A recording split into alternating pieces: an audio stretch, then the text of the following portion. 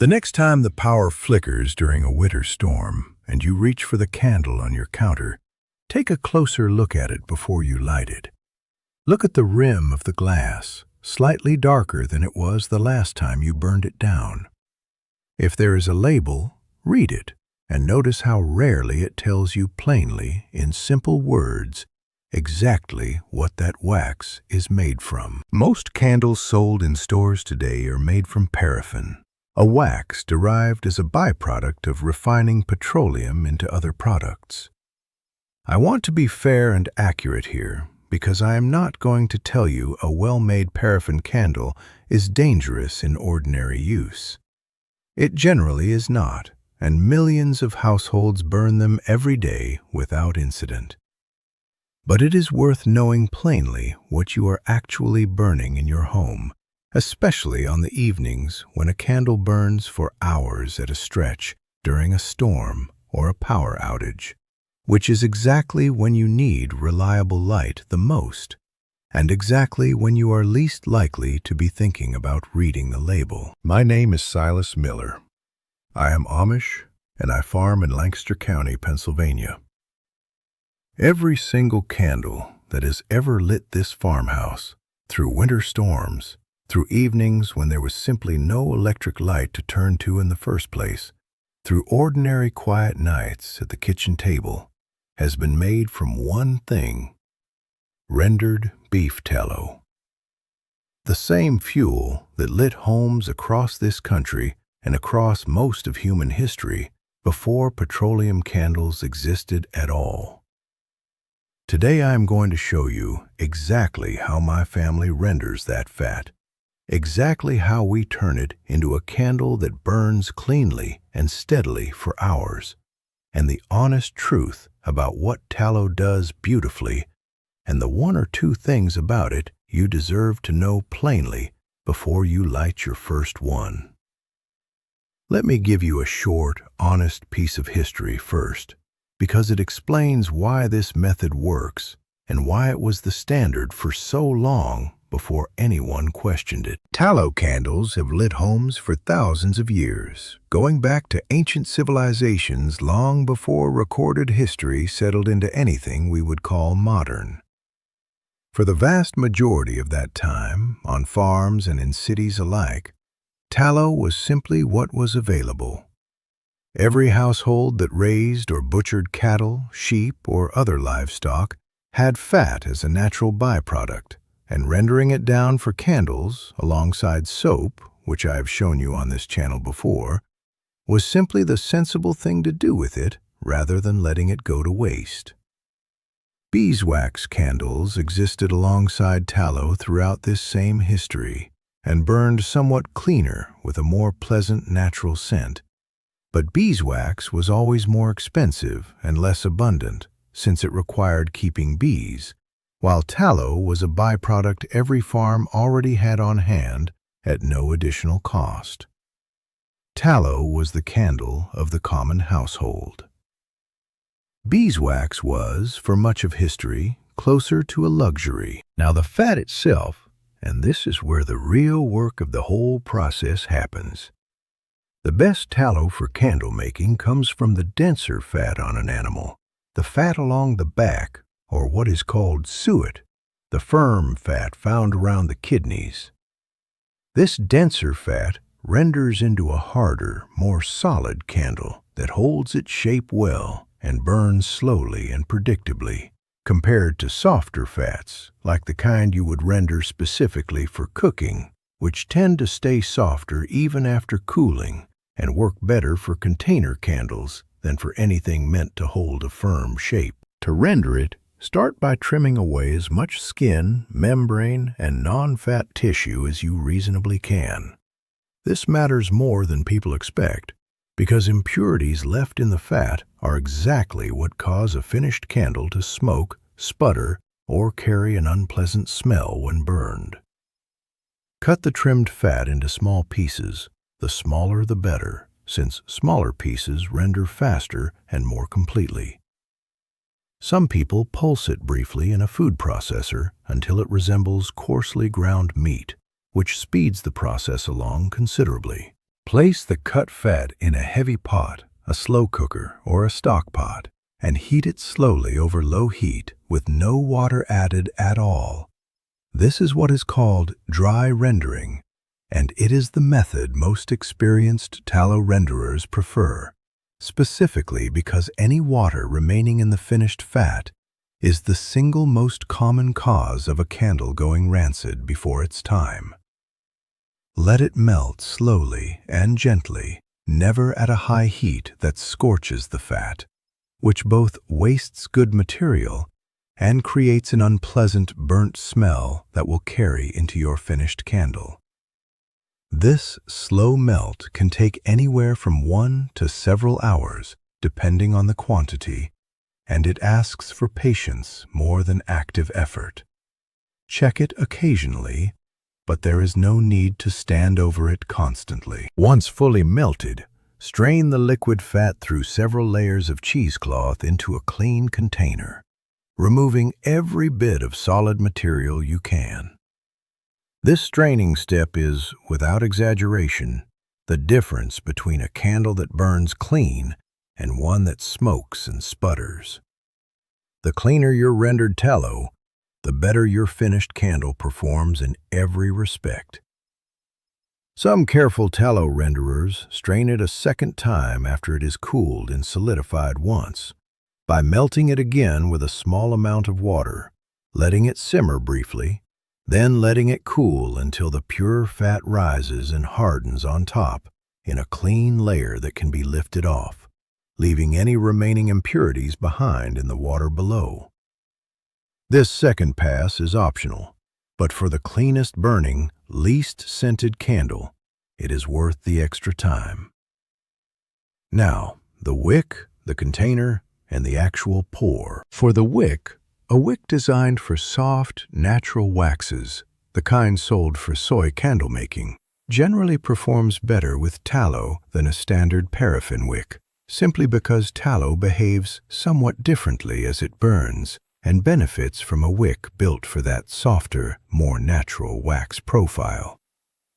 A plain, sturdy cotton string or cotton wicking, the kind found in any fabric or craft store, also works perfectly well and is exactly how this was done long before specialized candle wicks existed at all. For the container, a wide-mouth glass canning jar is the simplest and safest choice, since canning jars are specifically manufactured to withstand significant heat without cracking, unlike many ordinary glass jars that may not handle the heat of a poured candle or the heat building up from a burning flame inside them over time.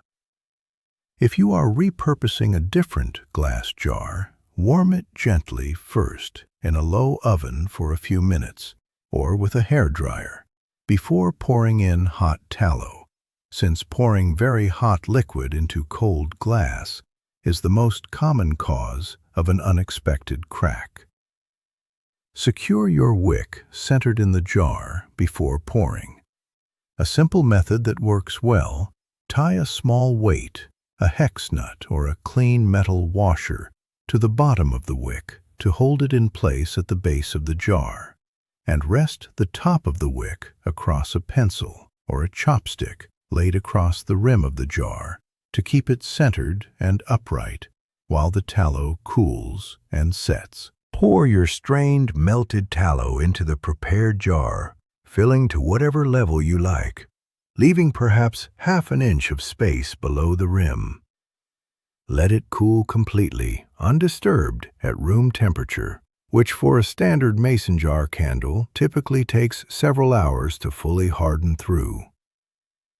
Once fully set, trim the wick down to about 1/4 inch above the surface of the tallow, no longer, since an overly long wick is one of the most common causes of excess smoke and an uneven, sputtering flame.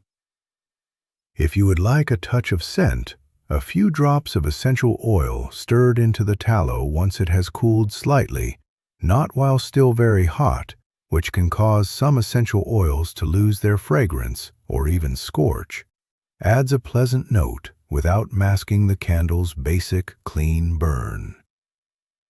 Now I owe you the honest limits, because I will not let you light your first tallow candle expecting something it is not. Properly rendered, well-strained tallow, paired with a wick suited to it, burns genuinely cleanly, with a steady flame and minimal soot, comparable to, and in many cases better than, a poorly made commercial candle. That said, I want to be fair rather than oversell this. Tallow does carry its own mild, natural scent, not unpleasant to most people, often described as faintly warm or slightly savory, somewhat reminiscent of its origin, though far less noticeable than people often assume before they have actually smelled a well-rendered batch burning. If your tallow was rendered carelessly, with impurities left in, or if it has begun to turn slightly before you used it, that scent becomes considerably more noticeable and less pleasant. This is precisely why the straining step I described matters as much as it does.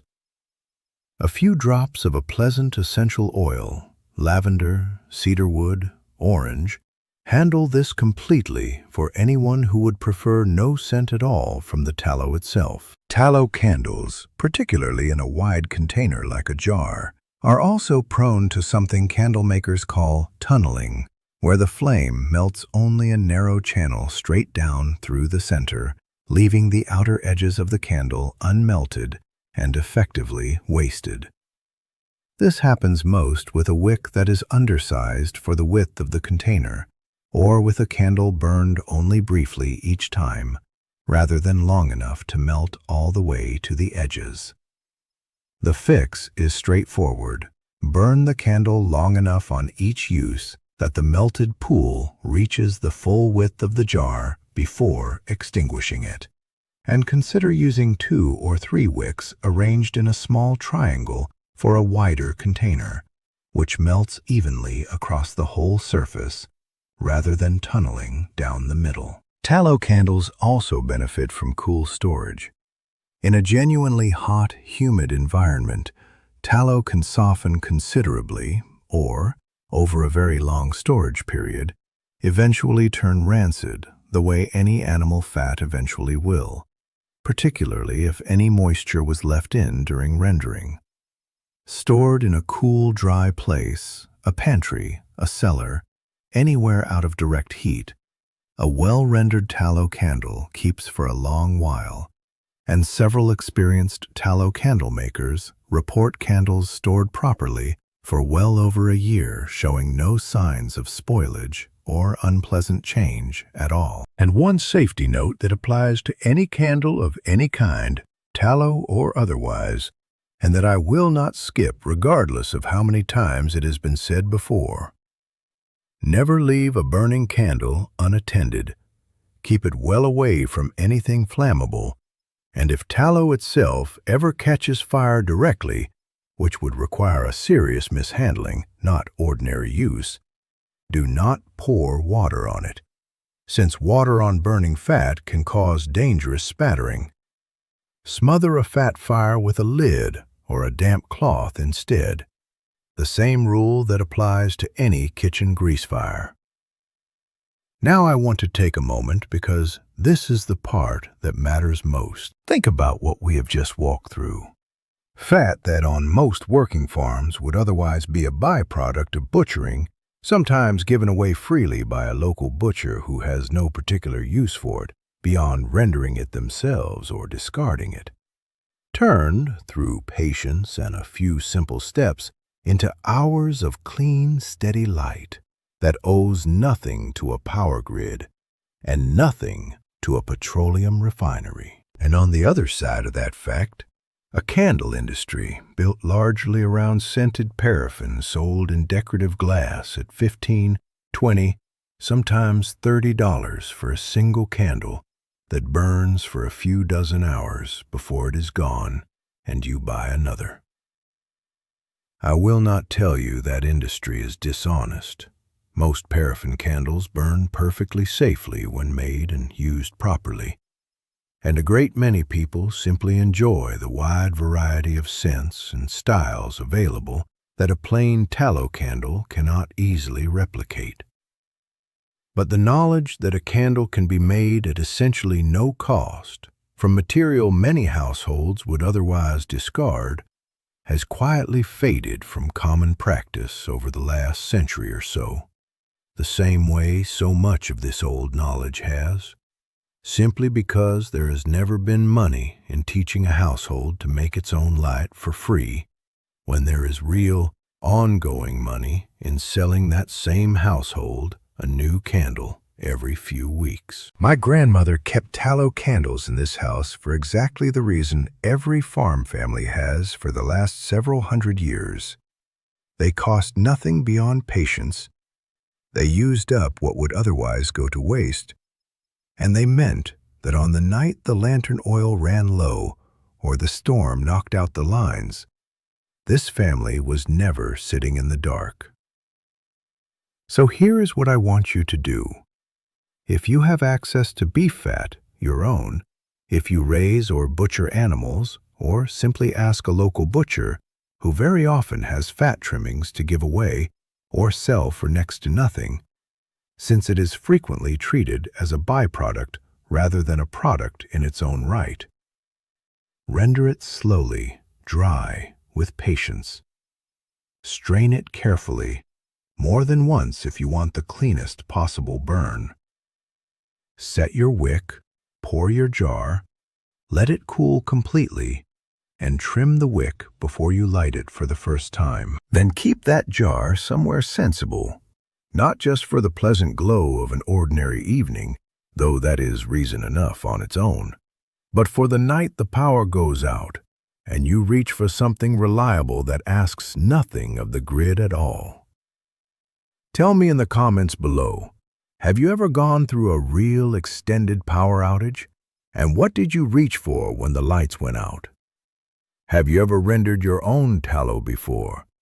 For candles or for anything else? I read every single comment and the stories people share about real storms, real outages, and what actually got them through teach the next person more than anything I could say on my own. Next time, since we have been talking about light and the long winter evenings that come with the cold, I'm going to show you the old way my family heats a single room efficiently without running the furnace through the whole house. A habit, more than a gadget, that has kept this farmhouse comfortable through plenty of hard winters for a fraction of what whole house heating costs.